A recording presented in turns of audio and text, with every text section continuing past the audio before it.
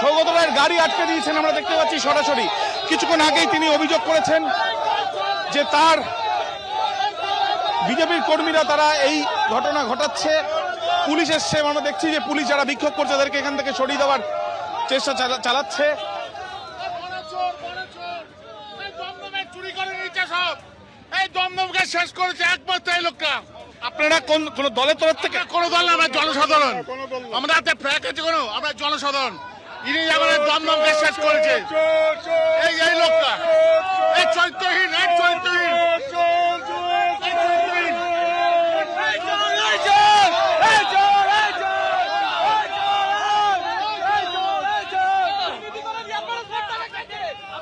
দেখাই যাচ্ছে যে কালো পতাকা একেবারে ছোড়া হচ্ছে, কালো পতাকা দেখানো হচ্ছে। সৌগত রায়কে দেখে বিক্ষোভ মিটিং এর আগে এবং মিটিং শেষের পরেও। আমরা কথা বলেছিলাম অরিজিৎ বক্সির সঙ্গে, দমদমের বিধায়কের সঙ্গে। তিনি স্পষ্টত বলেছেন মানুষের এটা ক্ষোভ। যারা বিক্ষোভ করছেন তারা কিন্তু জানাচ্ছেন যে তারা এখানে বিক্ষোভ করছে, বিক্রি করেছে, লাখ লাখ টাকা নিয়ে চাকরি বিক্রি করেছে। এয়ারপোর্টে ইন্ডিগো থেকে নেয়, এয়ারপোর্টে যে সংস্থা আছে সবাইকে টাকা নিয়ে আপনার চাকরি বিক্রি করে। আপনারা কোন দলের তরফ থেকে? আমরা কোনো দলের তরফ থেকে নেই, আমরা এয়ারপোর্টে চাকরি করি। চোরটা সব দমদমের সবচেয়ে বেশি ধ্বংস করেছে সৌগত রায়। চোর, একদম চোর। যে ডিআর বেচে সময় কত টাকা খেয়েছে সৌগত রায়, জিজ্ঞাসা করুন। সৌগত রায়ের বিরুদ্ধে কিন্তু টাকা খেয়ে চাকরি দেওয়ার অভিযোগ করছেন তারা। মহিলাদের চাকরি নিয়ে প্রলোভন দেখিয়ে তাদের নিয়ে ফুর্তি করেছে। চোর, একদম বিশ্ব চোর। আমার যতটা ভাষা এবং ক্ষমতা আছে তাই দিয়ে নিন্দা করব। বিজেপি একদম তলাস্তরে গুন্ডা লাফাঙ্গাদের হাতে চলে গিয়েছে। তারা যে ভাষা ব্যবহার করছিল, কোনো সভ্য মানুষ এই ভাষা ব্যবহার করে না। ওদের উদ্দেশ্য ছিল যাতে আমি মিটিংয়ে না গিয়ে ফিরে যাই। আমি ফিরে যাইনি, ওদের সামনের দিকে হেঁটে ঢুকেছে এবং আমি যখন বেরোচ্ছি তখন ওরা স্লোগান দিয়েছে, ওদের সামনে দিয়েই বেরিয়েছে। কিন্তু আমি বলতে চাই যে বিরোধী দলের লোক হয়ে যদি আমরা কোনো অফিসিয়াল মিটিংয়েও না যেতে পারি তাহলে রাজ্যের আইন শৃঙ্খলা এবং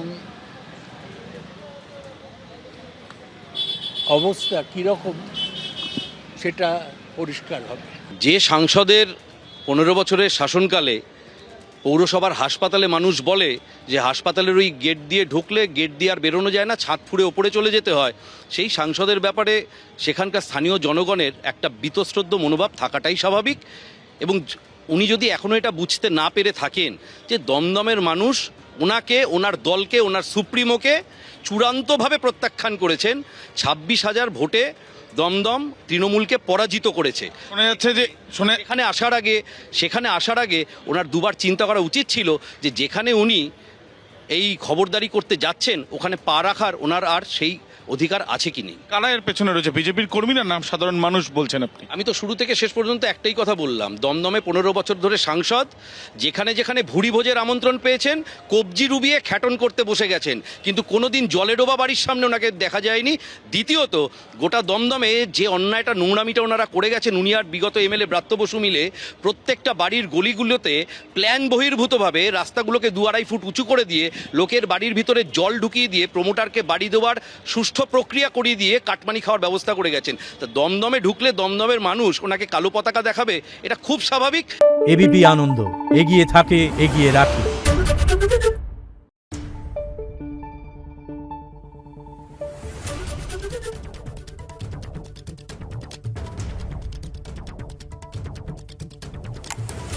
Thank you.